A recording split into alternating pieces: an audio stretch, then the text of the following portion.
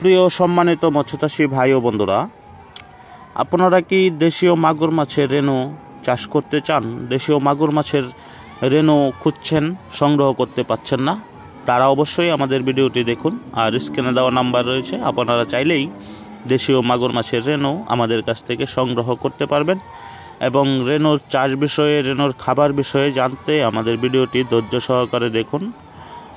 তো প্রিয় মৎস্যচাষী ভাই ও বন্ধুরা, এই হলো অরিজিনাল দেশীয় মাগুর মাছের রেণু। এগুলো এই বছর প্রথম এই রেণুগুলো আমরা ফুটিয়েছি।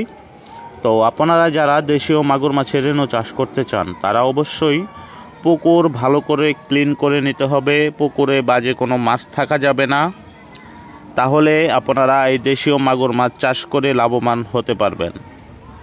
এবং পুকুরে চুন, লবণ, এগুলো প্রয়োগ করে নিতে হবে। এবং পোকা মারার ওষুধ, সমিতন, এগুলো প্রয়োগ করে নিতে হবে। তারপর আপনার পুকুরে আপনি দেশীয় শিং মাছের রেণু বা দেশীয় মাগুর মাছের রেণু, যে কোনো মাছের রেণুই চাষ করে লাভবান হতে পারবেন।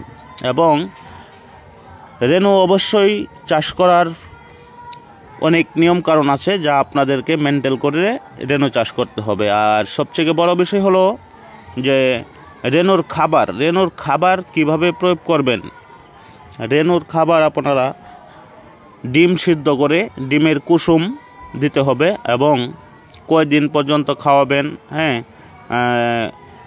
এটা আপনারা আমাদের স্ক্রিনে নাম্বার রয়েছে, যোগাযোগ করবেন, বিস্তারিত বলবো। এবং এগুলো কত শতক জায়গা, আপনার কয় শতক জায়গার ভিতরে রেণু ছাড়বেন, পানির পরিমাণ, এগুলো বিস্তারিত জেনে তারপর আপনার খাবার দিতে হবে। তো আমি আপনাদেরকে বলবো যে অবশ্যই আমাদের চ্যানেলটি সাবস্ক্রাইব করে দেবেন, যাতে করে আপনাদের মাঝে পরবর্তী ভিডিও নিয়ে এসে হাজির হতে পারি এবং ভালো জাতের রেণু আপনাদের মাঝে ফুটিয়ে দিতে পারি। তো দেখুন, এগুলো হলো অরিজিনাল দেশীয় মাগুর মাছের রেণু। এই বছরের প্রথম আমরা এই রেণুগুলো উৎপাদন করেছি। আর এখানে এই রেণুগুলো আমার অর্ডার হয়েছে। এগুলো এখানে 3 থেকে 4 কেজি রেণু হবে, কুমিল্লায় চলে যাবে আজকে।